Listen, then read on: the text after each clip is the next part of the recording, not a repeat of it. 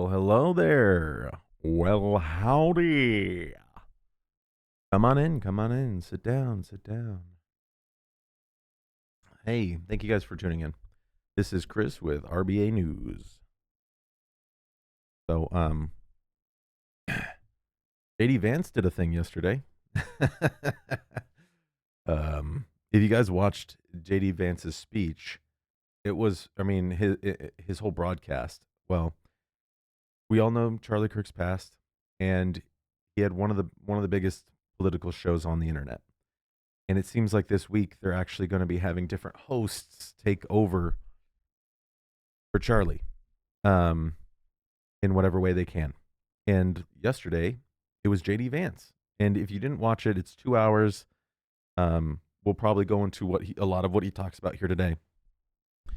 Um, but what I want to do is read an article going over his speech from the left and then from the right. Just kind of see how we're reading it, and then I'll give my own opinion. And I would love to hear yours, so please comment down below. Let me know your opinion on his speech, what you thought of it, yay or nay. Why? Please let me know. I'd love to have that debate. Charlie believed in debate. We have to continue. We have to have debate. We have to. For Christ and country, we have to.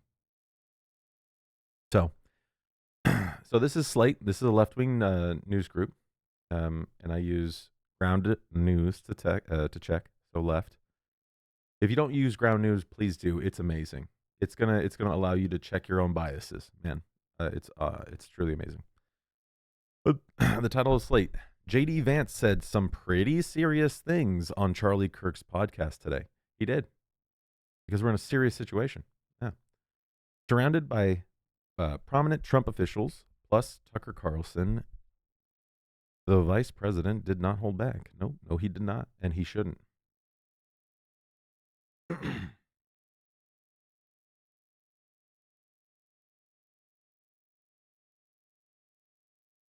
At noon on Monday, in the show's fourth memorial episode since Charlie Kirk was murdered, Vice President J.D. Vance went live with from his White House office as the host of the Charlie Kirk Show. The Charlie Kirk Show. Sorry, guys. I don't know what's going on with me today. I don't know. I've got something going on, but this is the fourth memorial episode since Charlie Kirk was murdered. Vice President J.D. Vance went live from his White House office as the host of the Charlie Kirk Show. His guests included White House Deputy Chief of Staff Stephen Miller, amazing, phenomenal man, and you need to watch his segment. It was fantastic. White House Press Secretary Caroline Leavitt, she's amazing. Health and Human Services Secretary Robert F. Kennedy Jr., he's saving our children, saving our kids. We can have a debate on vaccines. I'm not against vaccines. I'm not anti-vax. I'm anti-experiment. I'm anti, let's test this on everyone in the country. What could go wrong? I'm against that. I'm against, let's fill our babies so full of vaccines that it breaks them. Let's do that. Or we could maybe slow down a bit, take a breath, see, do we need these vaccines still? Certain vaccines? Are certain vaccines safe? If we can't have that discussion, that question, we're going to be poisoning ourselves eventually if we haven't already. We have to ask questions. The left is the side of, down with capitalism, and they hate the pharmaceutical industry, but they trust them with their lives, actually. They trust them more than they trust their fellow Americans who are just like, hey, maybe take a step back. We don't hate vaccines. We hate experimental vaccines. We hate you pushing vaccines on kids that don't need them. Like the coronavirus. That's the one I'm specifically talking about. We had the stats very early on that it barely affected children, if at all. So why? Because they could spread it and kill your grandparents. They could spread it even if they got vaccinated. Remember that lie? Sorry. It riles me up.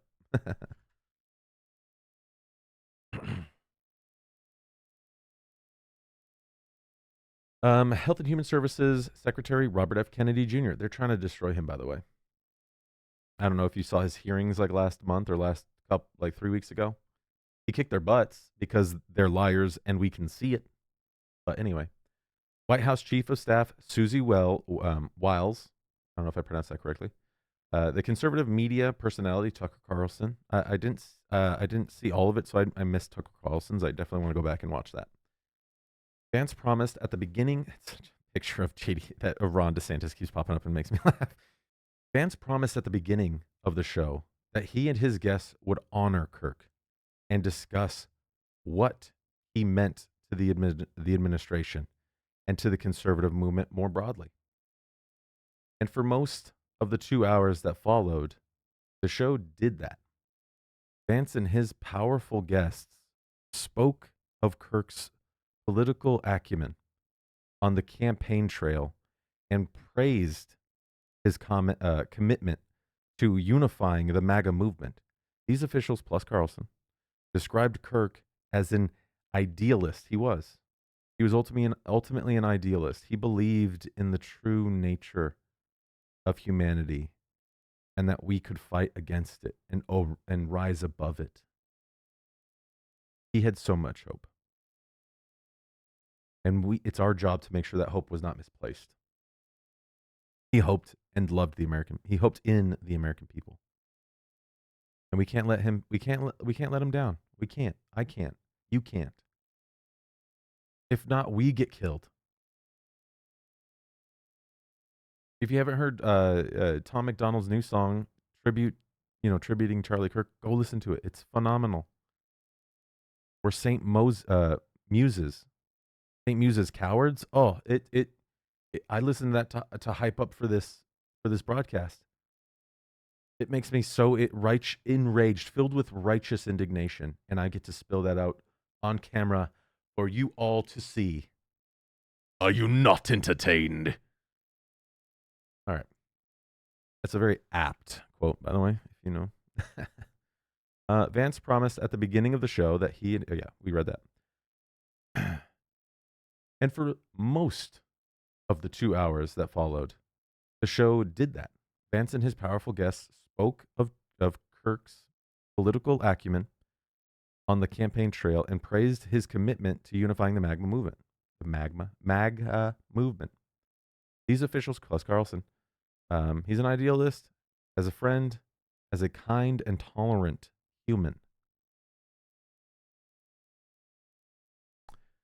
But the tone shifted starkly as the show ended when Vance gave his closing monologue. His final words, speaking with the weight of the vice president office, Vance insisted that the country must deal with what he described as a serious problem of organized, widespread terrorist violence from the left. And he's not wrong. He is correct. I have something that I want to show you later. 13 of the last 14 mass shootings were people on the left. But whenever the left does it, they don't want to talk about it. They don't want to look at the actual problems. They just want to take away conservative guns because conservatives are the problem. Not mental health. They don't want to focus on mental health. And then they say, oh, you Republicans need to tone down the rhetoric. Are you squeezing me here? Our rhetoric is, we love you, you're made in the image of God, and we don't want you to continue to damn yourself. Your message is mutilate kids or we'll throw you in prison and take your kid anyway. We'll separate your kid from you because you don't want to give in to their ideation, their delusion that you created. Most of these trans kids are Munchausen by proxy. It's a fact.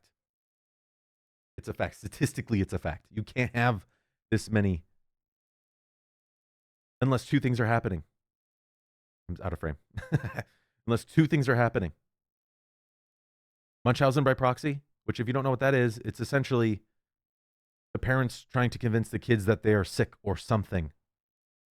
In this case, it's transgenders, technically not sick because they don't believe that it's sick. They believe that they were born in the wrong body, which is what? It's so funny. The right is constantly like, hey, look, dude, biology, biology, biology, biology, science, science, hundreds of years of knowledge. Use it. Use it. And the left's like, no, miss me with that bullshit. Sorry. Miss me with it. I want to believe that we're born in the wrong body. What? How does that make more sense than this is biological? This is a mental illness. Boom. Easy. Easy answer. Let's figure out how to fix that. Let's figure out how to stop people being on an SSRIs all day, every day. I've been depressed. I've been in dark places. I never in my life took an antidepressant because I know that would be the end for me. It shuts your drive off. I can't. But the tone shifted starkly at the show's end when Vance gave his closing monologue. In his final words, speaking with the weight of the vice president's office, Vance insisted that the country must deal with what he described, and is true. It is he was accurate.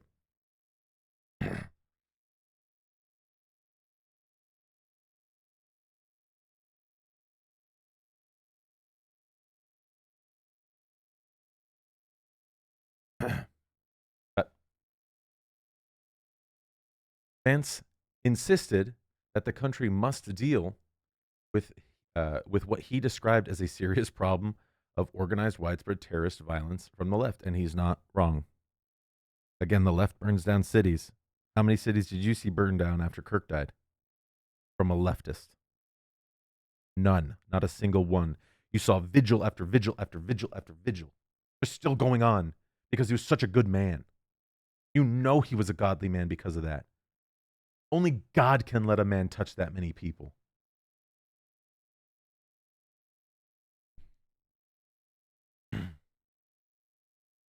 This is not a both sides problem, he said. One side has a much bigger and more malignant problem. And that is the truth we must be told. That problem has terrible consequences. And he's right. And we need to do something about it. And you know what they can do about it? I talked about it in my first video, which my first video was a tribute to Charlie. It wasn't a standard video. It's not my normal format. I'm learning how to do things like edit. Learning how to do things like talk in front of a camera and looking into it and not touching my mic 50,000 times. Yeah, I had trouble editing that video. I was like, stop touching the mic. So, there could be no unity with Americans like this, he said, ominously. After speaking of liberal journalists and Democratic donors whom he blamed for Kirk's death, it's not wrong. We've seen the videos of the Democrats constantly referring to the right as Nazis because for so long they got away with it and it gave them everything they wanted. We didn't want to be called Nazis. Now we don't care what you call us. We want to save this country and we want people to stop dying. We want people to feel accepted for who they are. Stop trying to change yourself. The hormones aren't going to make you happier. The surgeries aren't going to make you happier. You can't be happy if you hate yourself. So let's help you fix that. There could be no unity with Americans like this, he said. Ominously. Ominously. Yeah, because you just murdered his friend. Okay. After speaking, and when I say you, I mean your ideology. I don't mean you specifically, clearly. After speaking of liberal journalists and Democrat donors, whom he blamed for Kirk's death, not wrong, he's right. He vowed, and that's many people feel it that way, even if the left doesn't want them to. He vowed that in the months to come, we will explore every option to bring real unity to our country and stop those who will kill Americans because they don't like what they say. We still don't know what exactly motivated Kirk's killer, is what they say. That's what, this is the lie. This is the lie that they can't help. They can't help But throw it in your face. I'm getting angry. I'm sorry, I'm getting angry. They had to stop. Put it in parentheses because they just can't stand the truth. We still don't know what exactly motivated the kid. Shut the up. Yes, we do. Yes, we do. I saw a video yesterday from an influencer that was saying the markings, which are actually the etchings of the world's largest ammo manufacturer, they don't etch Bella Chow, Bella Chow, Bella Chow, Chow, Chow on a bullet, you idiot. You ignoramus. You're either stupid or you're lying, and we can see it. All of his bullets had leftist ideology and leftist humor on them. Miss me with it. And they couldn't help themselves but insert that into the article. That's the left. They can't escape the lie. They have to carry water for the party, you know? Okay, so and they go on. I mean, the lie was in, you know, I guess I'll read some more of this, but if anyone if anyone expected Vance to follow this assertion about mass left-wing terrorism with any kind of clarifying details, that would have been disappointed, or they would have been disappointed. Vance instead spoke in generalities because he doesn't need to. We just saw it on the national stage. Leftism, your people, murdered an innocent man who just wanted a conversation. I don't care about his rhetoric. He never called for violence. That's illegal.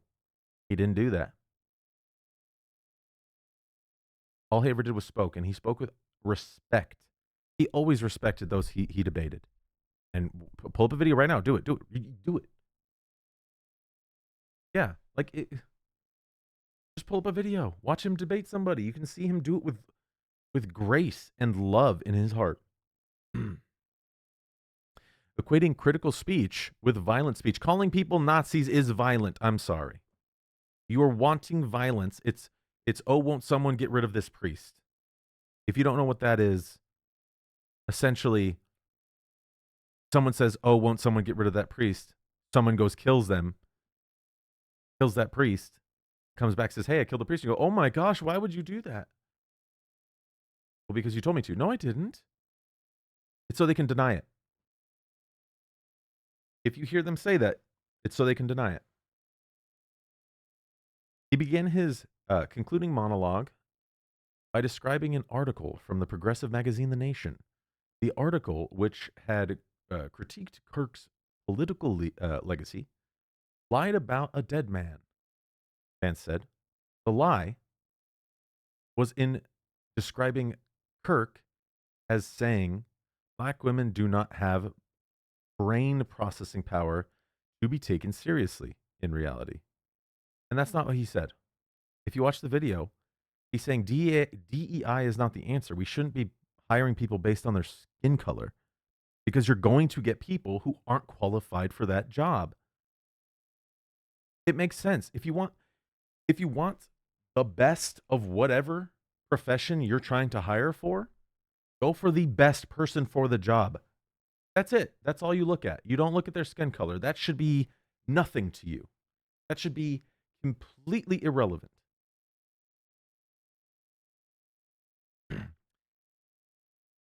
As Vance explained it, a political movement is like a pyramid that stacks. What a foundation of donors and activists, journalists, now social media influencers, and of course, politicians. And what he's referring to is the constant demonization of the right for relatively benign ideals. We believe abortion's wrong. I believe if you're wanting to have a promiscuous life, you have to live with those consequences. You don't just get to end a life because, hey, I want to have fun. What? When in life has that ever been a thing? Only in modern times has that been a thing. Well, back the decade test is like, go back a decade, tell people what it's like now, and they won't believe you.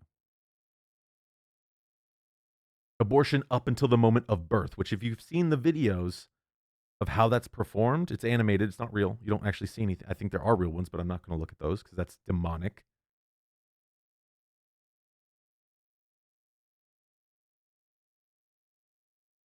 But there's videos explaining how they do late-term abortion, and late-term abortion people are babies.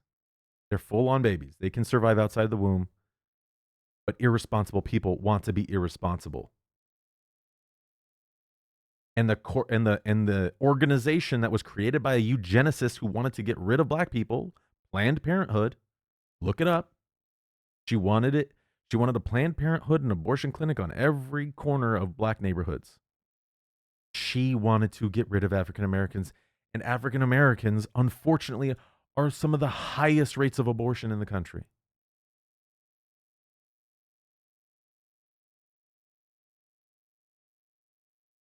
It's sad. My heart bleeds for those women because it's not just a clump of cells. It's a lie.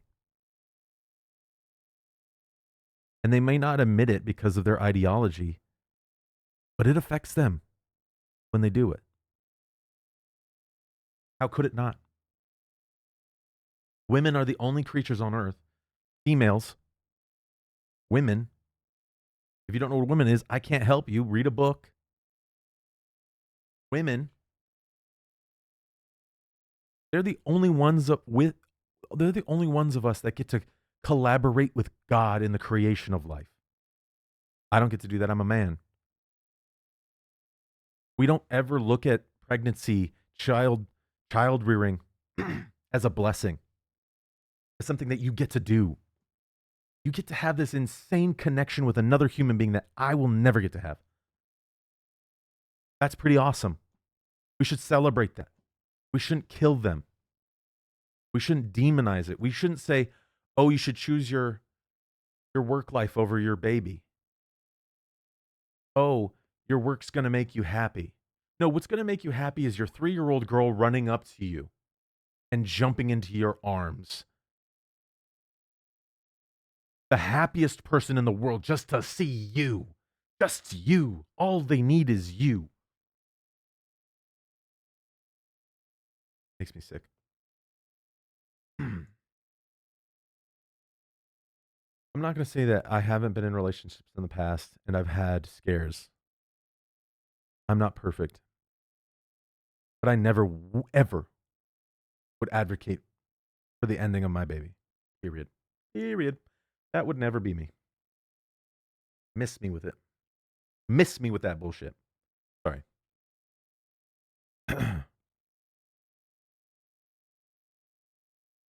And this is it's just factually untrue. He never said that. And there's a video. I mentioned it in the previous segment, but there's a video of an African American woman who went to one of his speaking arrangements with her baby, and he just says, "Ma'am, that is a beautiful gift from God." But they want you to believe he hated them. Sick. Makes me sick. In reality, he had listed 4 prominent black women, including Michelle Obama, Ketanji Brown Jackson. Ketanji Brown Jackson was hired only because she was black. Joe Biden said that. I'm just going off of what the president at the time said. Joe Biden, go back, watch his speech. Don't trust me. Go listen to it. He said, I want to hire a black woman. That's it. That was a qualification. You could be anyone. Granted, of course, it would look stupid if they chose anyone, so they had to actually choose somebody from a law background. She is not cut out to be on the Supreme Court. And this is what I mean. It doesn't matter your skin color. If you're not fit for the job, you're not fit for the job. She is a radical communist. And the liberals are constantly talking about packing the court. Do you know what that means? That means, oh, we don't like that there's a majority conservative bent, we're going to add more liberal judges so then we outnumber you and we can tell you what laws mean. Take back the court, the country's dead. Look at Brazil. Look at the UK. They didn't actually have a Supreme Court until very recently. It was created by their parliament government. Their government's weird. It's different. It's proto our government. But they created a Supreme Court, and now they're making hell over there. They're all radicals. And now you have people being imprisoned for months for social media posts, bro. What? There are more people being arrested in the UK today for free speech than in Russia. They hate Russia. They're worse than Russia. How? How? Russia. They're worse than that.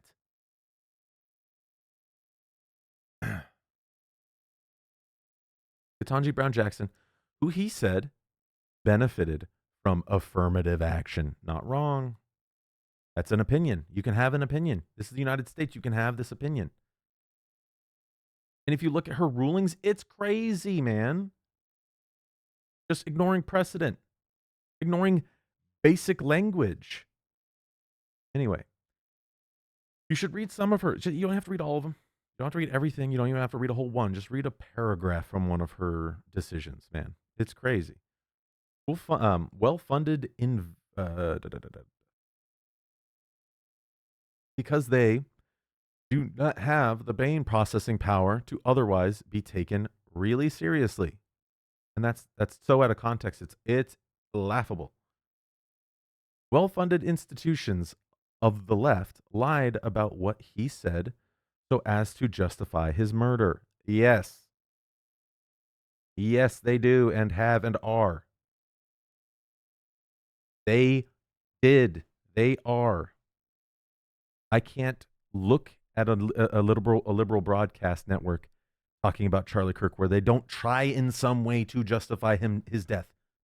I'm sorry, this is a country with a First Amendment right. You get to speak your mind because without speaking, there's violence. Our founders knew that. They understood that the First Amendment was the most important thing we could do. Because if you do not have a free exchange of ideas, you do not advance, you do not progress, you do not become better humans. Good ideas beat bad ideas every time, period, 100%. And remember, the left are the ones who want to shut the argument up because they're losing. We know what they're saying is crazy BS. And again, what do I say? Miss me with the BS. I don't need it in my life. I don't like reading this article because it's just full of BS, but I will read it because I have dedicated myself to looking at both sides, even if I don't want to. With a foundation of donors and activist journalists, now social media influencers, and of course, politicians. Not all these people would murder someone, he assured the audience, because that's true. Not all of them would.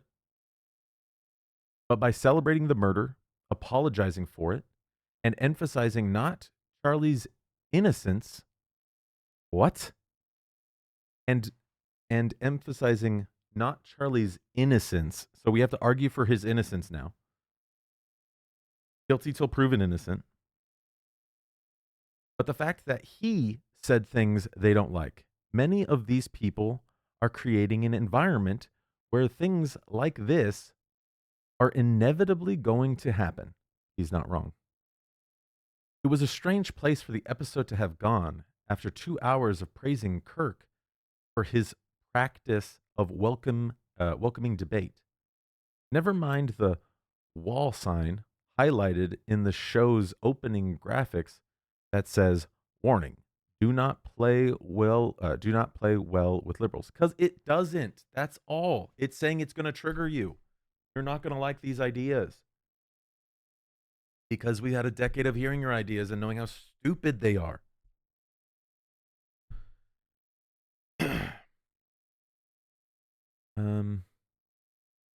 At one point, Carlson credited Kirk with teaching him how to disagree with people without hating them, without bitterness. This particular claim related to disagreements within the conservative movement and not across the aisle. Bullshit. Bologna. Miss me with it. The right are not arguing that whether or not he hated or loved the people that he debated. It was evident, obvious that he loved them. And you know why? Because he would say it over and over. And the way he argued with people, he didn't get emotional. Maybe once or twice he got heated, but he never hated them. He loved them because they're made in the image of God.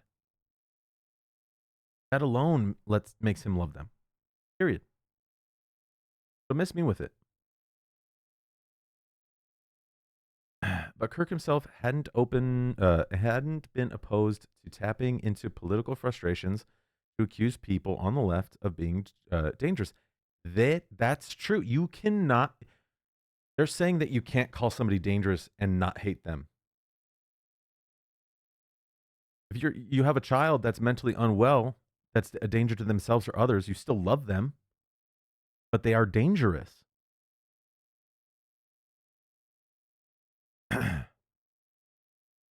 His organization had, for example, launched an entire watch list targeting professors that used as its justification the idea that conservative students needed protection.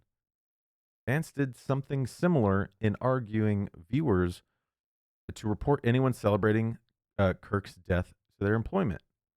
Where Vance went further, though, was in speaking from a place of great institutional power. No truth but power. One heartbeat away from the president. Yeah, they want they want Trump dead so bad, man. That's crazy that they said that. Which I mean, it's true, but at the same time, you could word that completely differently.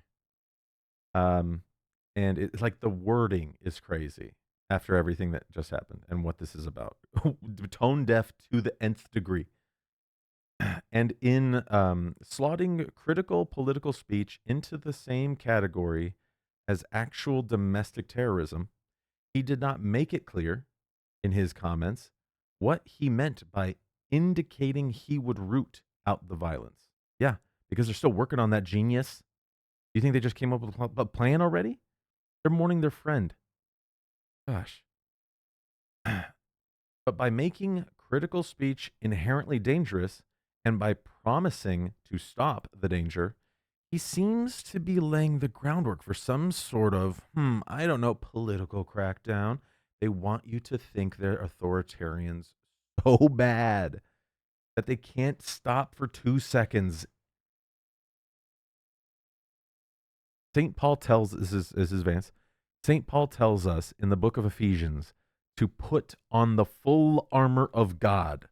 Let us all put on that armor and commit ourselves to that cause for which Charlie committed his life. Vance said. Oh, of course, I said that already. Dumb. In his final note, to rebuild a United States of America and do it by telling the truth. Okay. Full of lies, full of inserted opinions in otherwise a news piece. Let's go to Fox. Fox. JD Vance declares there is no unity with people who celebrate Charlie Kirk's assassination. Now, I'm not expecting this to be much better because the Fox is owned by the left, but we'll see. And we will watch his final monologue from the video before we close out the segment. Yep. Yeah, I'm sorry. Reading some of the ads. Okay. Vice President J.D. Vance said that there is no unity with radical leftists who cheered on Turning Point USA founder Charlie Kirk's assassination and attacked his family on Monday. Bro, the stuff that I've been reading the left have been saying about JD's family is unhinged, insane, unacceptable evil. It's crazy, bro. The stuff that I'm hearing.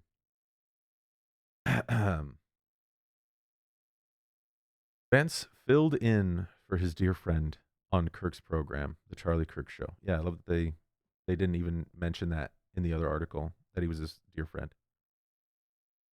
where he expressed his thoughts after Kirk was shot and killed during a campus event in Utah Valley University last week. Though he acknowledged receiving condolences from Democratic friends, former Senate colleagues, Vance was more disturbed at the number of people online who were seen justifying or even celebrating Kirk's murder. I had somebody that was an old coworker of mine that I saw they celebrated. They were like, "He's no martyr. He didn't love women." You know, if you're gonna lie, just say you're lying because it's so obvious it's not true. It's so obvious it makes you look like a lazy because you can't even do your own research, and the left never does. The left doesn't do research. Maybe a scant few of them, but then they lie about the research that they've done because monetary value of the left. They can't lose that. So he acknowledged receiving condolences from the Democrat. Yeah, I read that.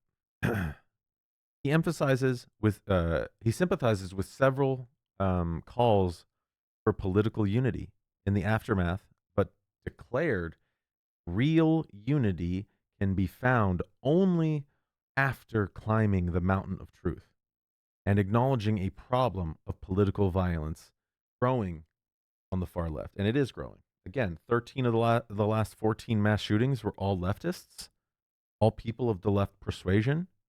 They tried to hide it from you, but it's very evident. There is no unity with people who scream at children over their parents' politics. Amen, Vance. They screamed at his kids. They screamed at JD Vance's kids while he was in California enjoying some family time. He had a political thing, but he also was able to spend time with his family, which is his right to do. They screamed at his kids. You should be ashamed of your father. Tell security to protect the Constitution and not your dad. Their job is to protect him. The Constitution is his job to protect. You want to destroy it.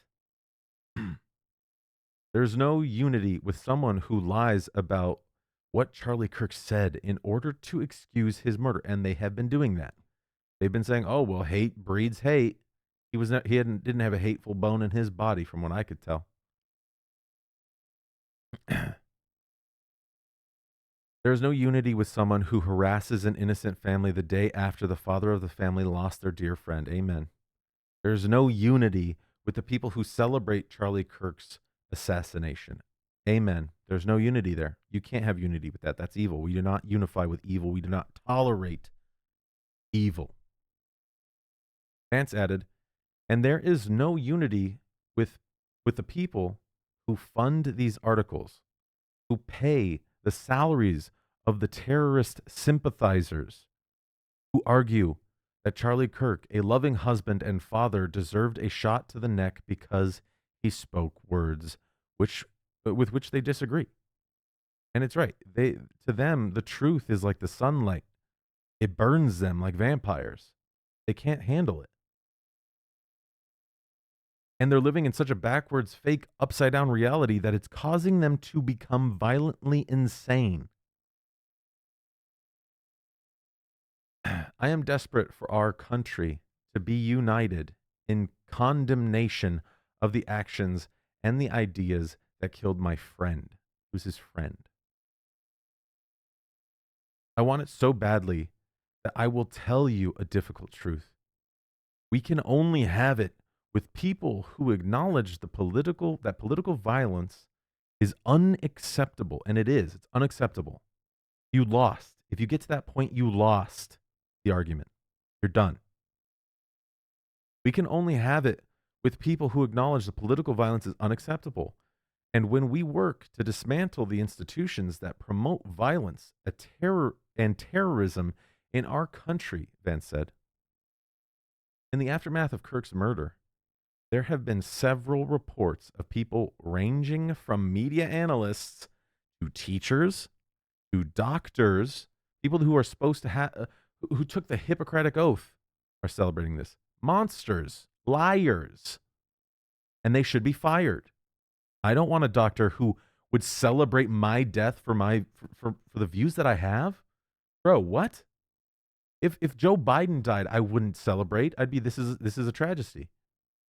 No human should die, but it's a natural part of living. That's it. That's all I'd say. I would say this is extremely, if it was assassinated, extremely unacceptable. Extremely unacceptable. And that's the right, all of the right.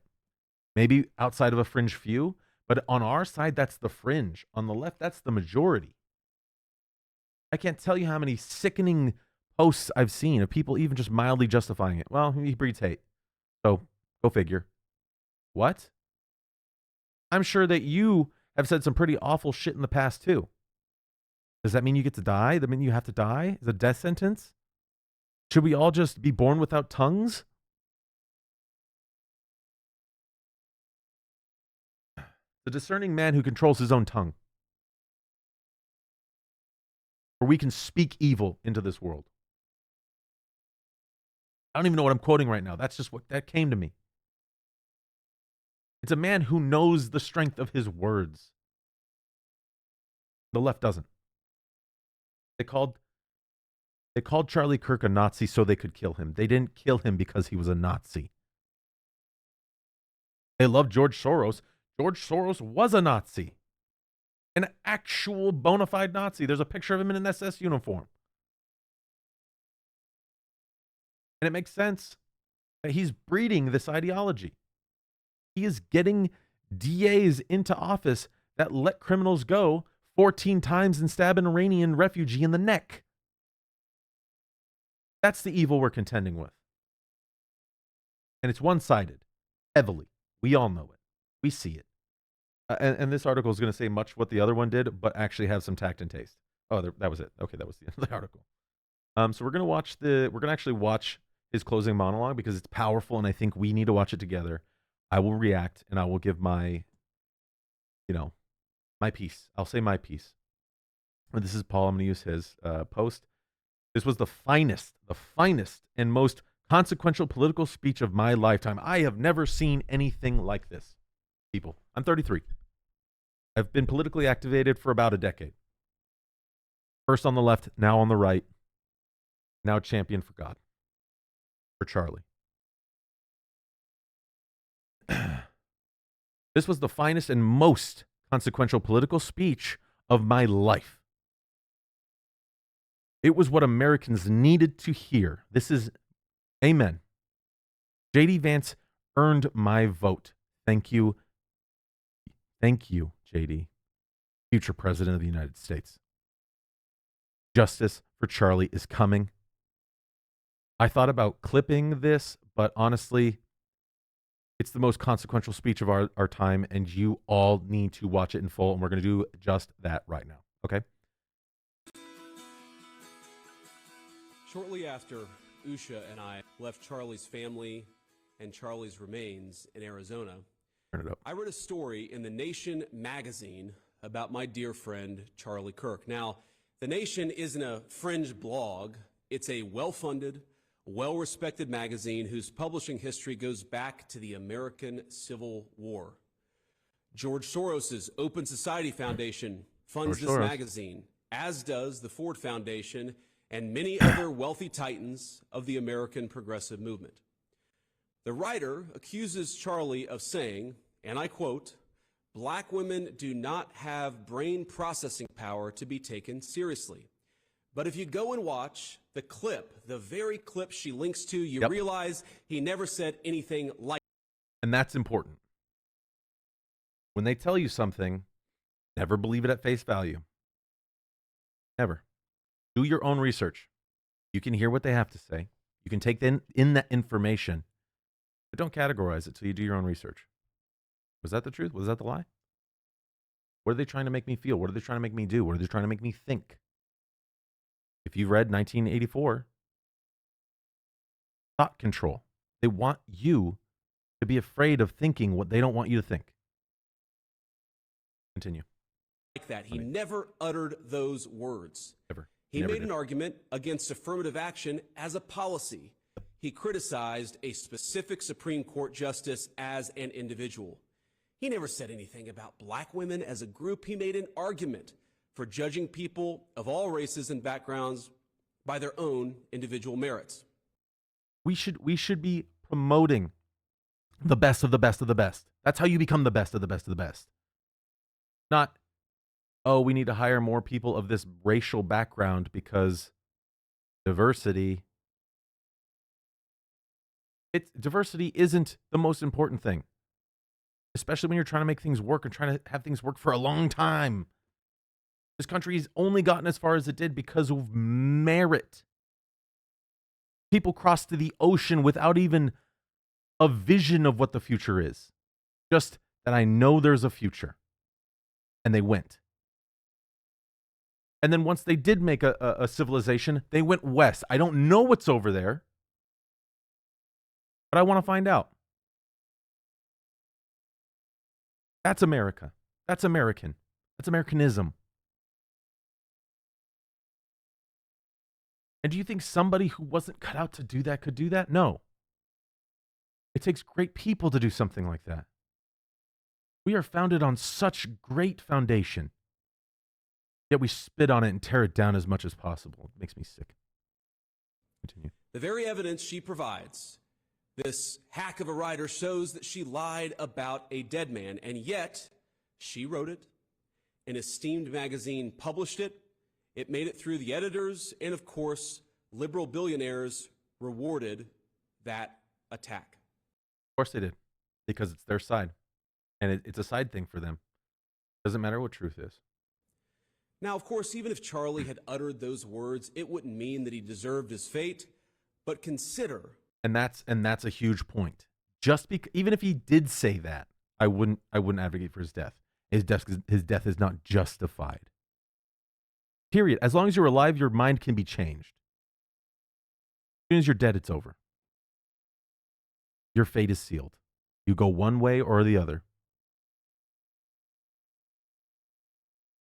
the level of propaganda at work. Charlie was gunned down in broad daylight, and well-funded institutions of the left lied about what he said so as to justify his murder. This is soulless and evil. But I was struck not just by the dishonesty of this smear, but by the glee over a young husband's and young father's death. Quote, she says, "He was an unrepentant racist, transphobe, homophobe, and misogynist." The Nation wrote, who often wrapped his bigotry in Bible verses because there was no other way to pretend that it was morally correct. That is disgusting. They don't know what the Bible is. Like, these people are monsters, man. They're just absolute monsters. To justify in any way the murder, cold-blooded murder. That's what it was, people. Cold-blooded murder. For the reason of, I don't like his meanie words. And now my life's ruined. And his kids get to grow up. His 1- and 3-year-old get to grow up without a father. His wife, who he was going to grow old with and have more kids, I'm sure. Now that's gone. Because some kid was radicalized by professors, by other students who want to suck more people into that hateful ideology. The right doesn't hate people because they're different. They just don't want you to force unqualified people into jobs that they're not qualified for. If they were, they would have made it. On their own merits. Remember that? That's a saying. On my own merits. I made it. I did it. We need to bring that spirit back to this country. He had children, as do many vile people. That's what they said. He had children, as do many vile people. Insane.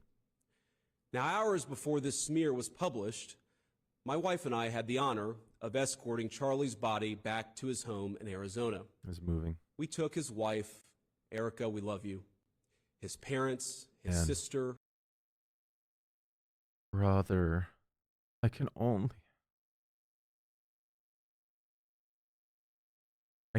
imagine the pain that she's in. He was her soulmate, guys. That was her one and only, man. I was the father of her children. No more Christmas mornings, no more Thanksgivings, no more Easters, no more weekends, no graduation, no walking his daughter down the aisle. None of that.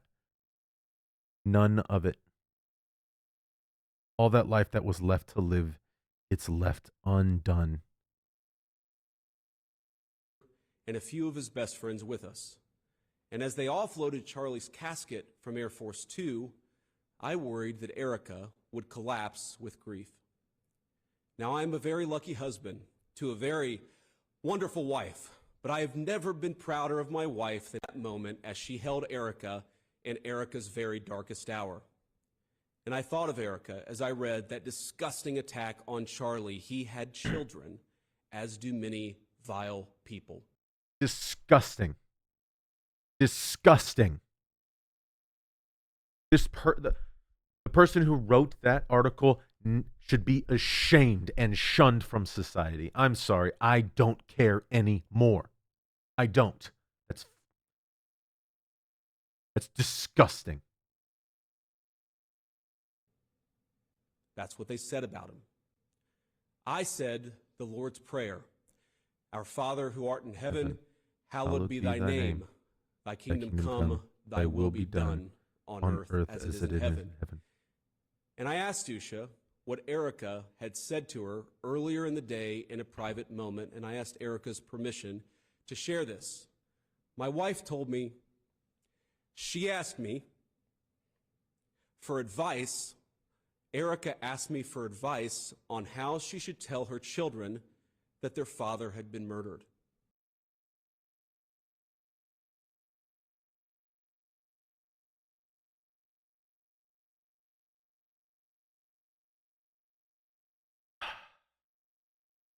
Man, yeah, when it comes to the kids, man, that really gets me. If you can look at that, if you can look at the kids, if you can see the video of her running up to him and him just saying, isn't that the best thing? Isn't this the best? Having kids, getting to see them grow up, getting to see them experience everything that you got to experience, but again, you get to live again through them. How to explain to my kids that their father's never coming home, that their father's dead? Shit, I don't even know what I would tell her. I don't even know what I'd say to that. She asked my wife how to tell her beautiful kids that their father and my dear, very dear friend is no longer with us. And as she was doing it, there were people dancing on that father's grave. And we will make all of them pay. If you find them, report them. Report them.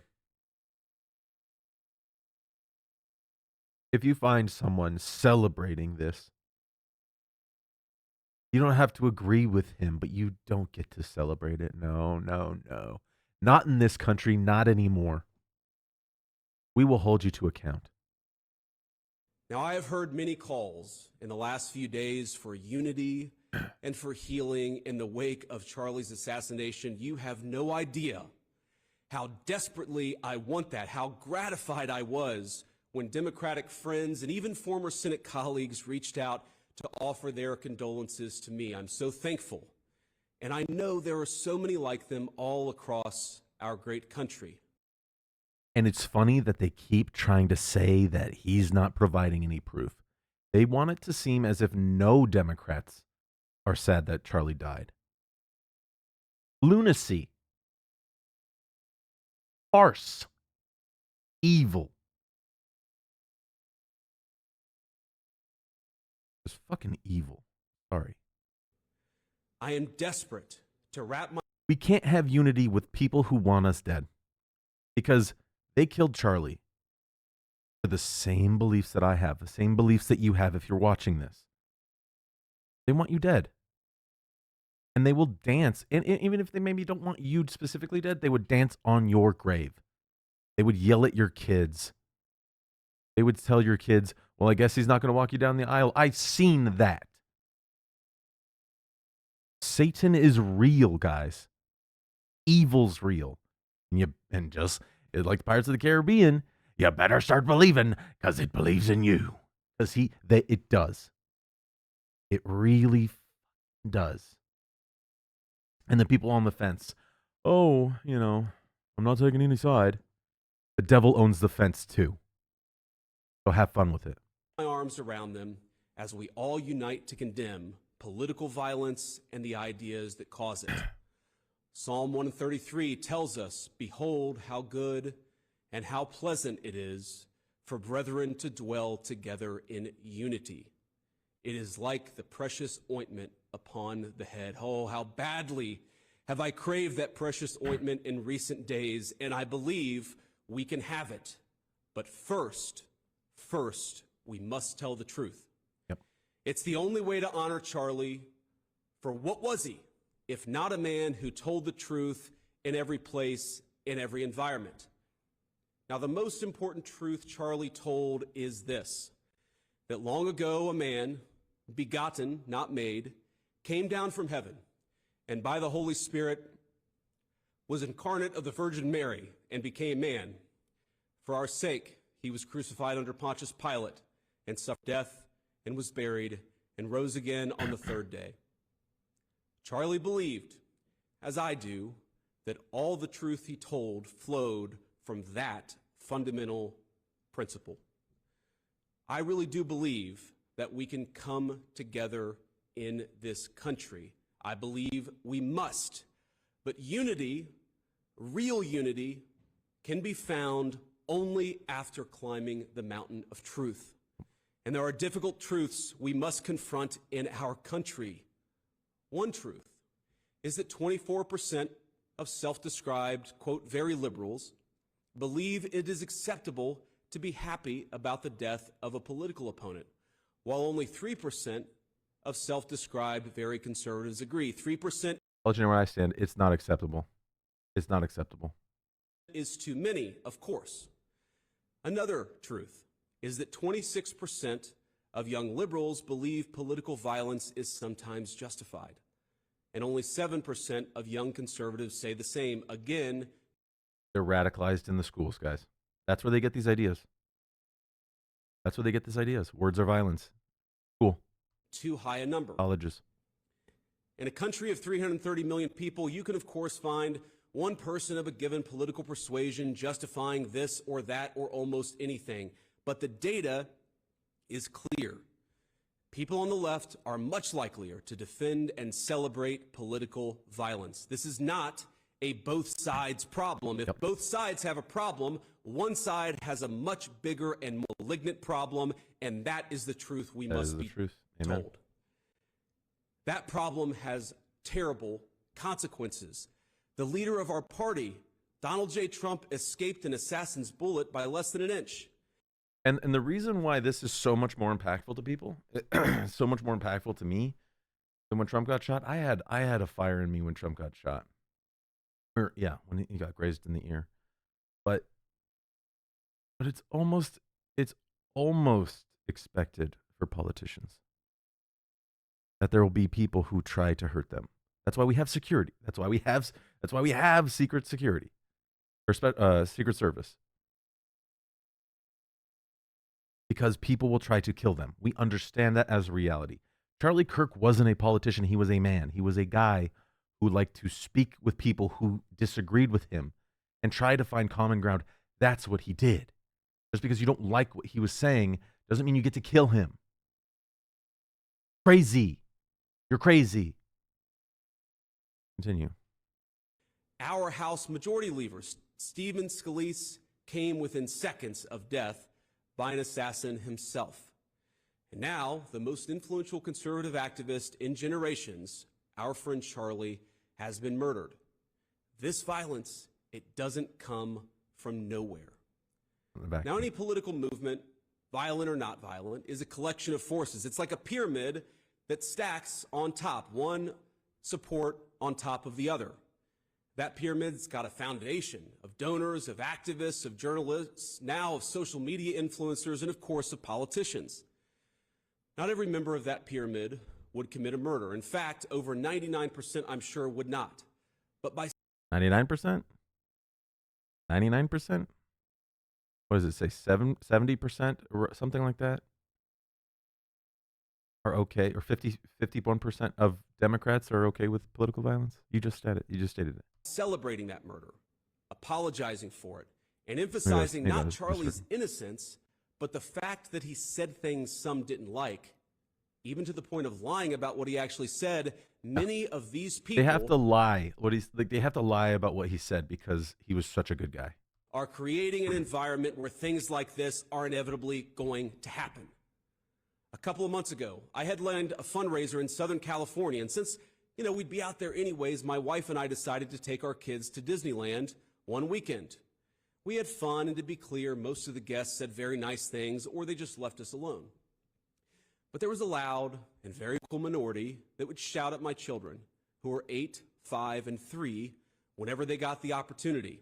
"You should disown your dad, you little shit," one middle-aged woman yelled at my 5-year-old. "Tell the..." How in your mind, middle-aged women out there, if you're watching this, how can they do that? What's broken in their brain to think yelling at a 3, 5, and 8-year-old is cool, is okay, is going to do anything for your side of the argument? Secret Service to protect the Constitution, not your father," screamed another. Are these people these talking about the women Constitution violent? that they don't Probably know? not. They've Are never they read it. deranged? Certainly. And while our side of the aisle certainly has its crazies, it is a statistical fact that most of the lunatics in American politics today are proud members of the far left. You see how they now I'm remembering the article. They didn't mention that once. They didn't mention that once because they know it's true. They know it's true and they don't want to talk about it because then people will see it and might wake them up. After Charlie died, one of his friends and one of our senior White House staffers had left-leaning operatives in his neighborhood passing out leaflets telling people what he looked like and where he lived, encouraging neighbors to harass him or Report him to the police. Report him to the police. I don't care. That's a threat. That's a viable threat. Passing out flyers for the friend of Charlie Kirk who was just assassinated. Where he lives. What he looks like. Why would you do that? But wouldn't someone get rid of this priest? God forbid, to do worse. While he was mourning his dead friend, And he and his he was mourning his dead friend too. It's wife had to worry about the political terrorists drawing a big target on the home he shares with his young children. Are these people violent? I hope not. But are they guilty of encouraging violence? You damn well Absolutely. better believe it. We can thank God that most Democrats don't share these attitudes, and I do, while acknowledging that something has gone very wrong with a lunatic fringe, a minority, but a growing and powerful minority on the far left. There is no unity with people who scream at children over their parents' politics. There is no unity with someone who lies about what Charlie Kirk said in order to excuse his murder.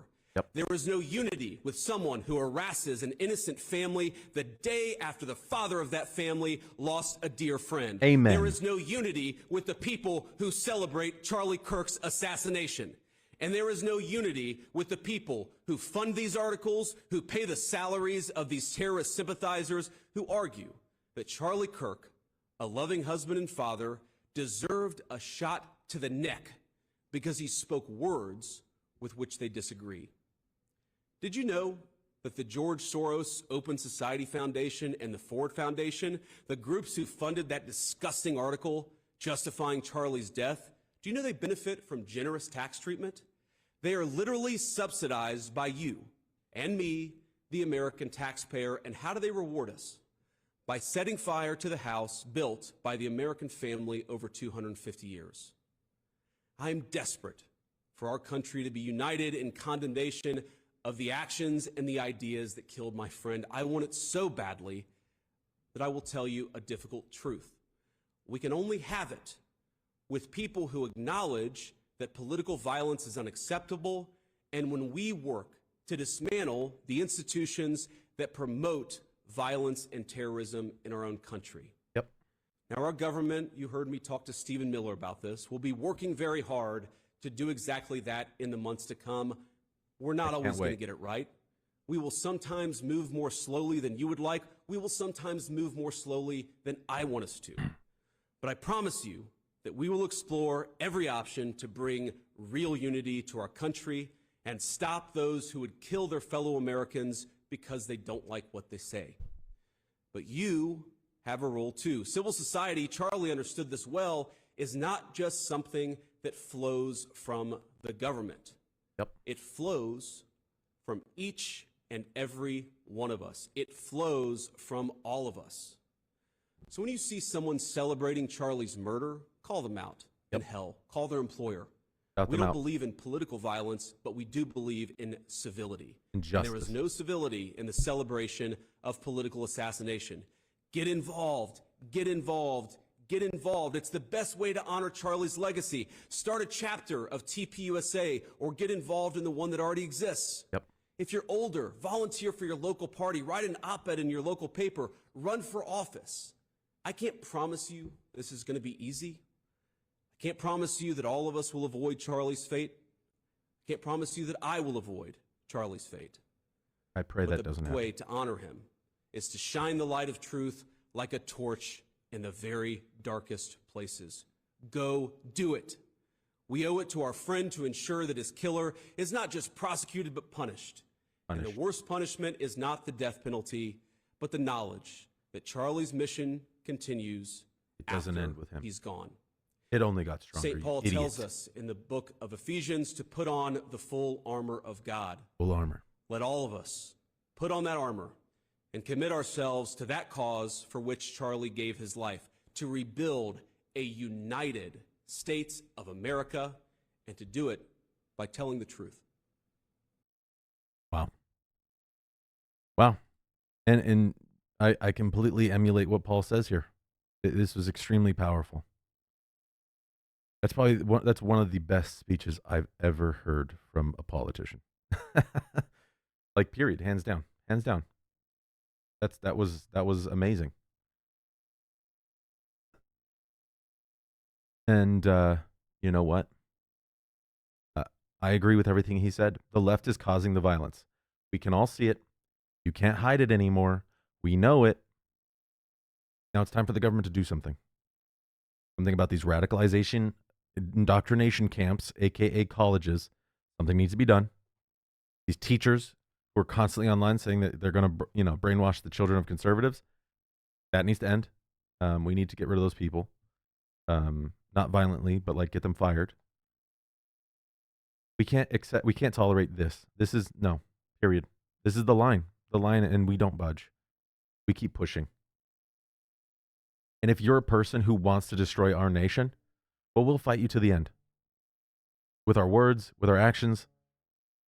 God forbid a civil war. God forbid. We would be done if that happened. We need to stop it before it gets that far. And luckily, Trump won. If Trump didn't win, I have no idea where we would be. Kirk would probably still get shot. Could you imagine how much worse this would have been if Kamala Harris was president? Could you imagine? I can just see her up on stage saying the same things that article said, that the left-wing media is saying. People, I say it all the time, but you don't hate the left-wing media enough. You don't hate the mainstream media enough. They would celebrate and jump and justify your death. They don't like us or our ideas. I don't really think the pundits really care. They're probably just there for the money, which is equally evil. But that was an extremely powerful speech, and I will be voting for J.D. Vance when he inevitably runs for president. And left, keep being crazy because you're never going to win again. I haven't felt a shift in this country like this since 9/11. I'm fortunate enough to be old enough to remember what happened and to remember what we don't want in this country and to remember the unity and strength that we had after. It was insane. This feels much like that in a different way, but very poignant, much the same. The soul of our country is under attack. Now, you don't have to be into politics or a political activist to help. Do something. If you're a good artist, find a place to paint a mural of Charlie Kirk, of Irina Zarutska, of the countless other victims of the leftist violence. Officer Dorn from the George Floyd riots, who's just trying to protect his friend's store.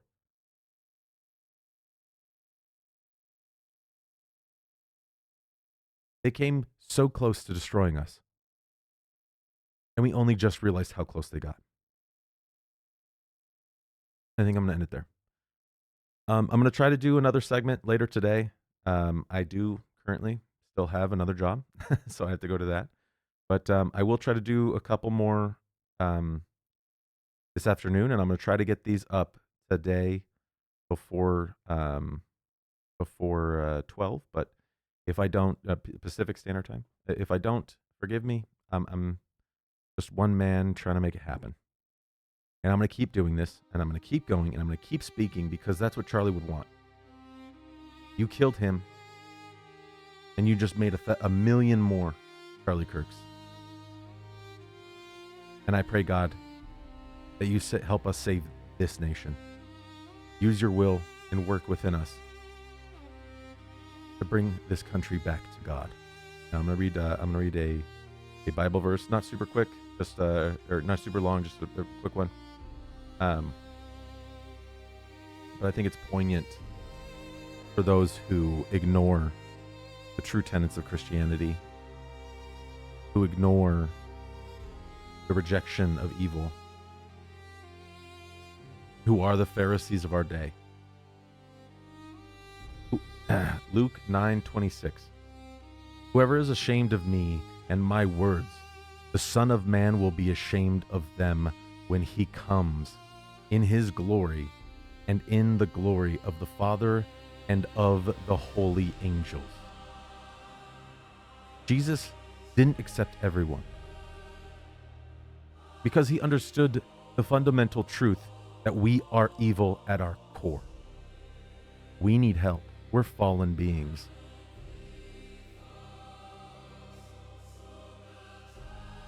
So when you see these leftists who claim to be Christian, they're not. Because their Jesus isn't Jesus. Their Jesus loves and accepts homosexuality. You don't have to hate somebody because they're homosexual. I don't. My best friend has 2 dads. I actually love them. They're great guys. But it's not the norm. I mean, 2 men, 2 women can't make another baby separately. Together, a man and woman can make human life. And that's the only way that this world continues. So, anyway, that's where I'm going to leave it, guys. Thank you so much for watching. If you stayed into the end, thank you, thank you, thank you. Please, again, comment down below. I'd love to hear your opinion. Please like, subscribe, follow us on our socials. They're all on the bottom. And I'll see you guys later.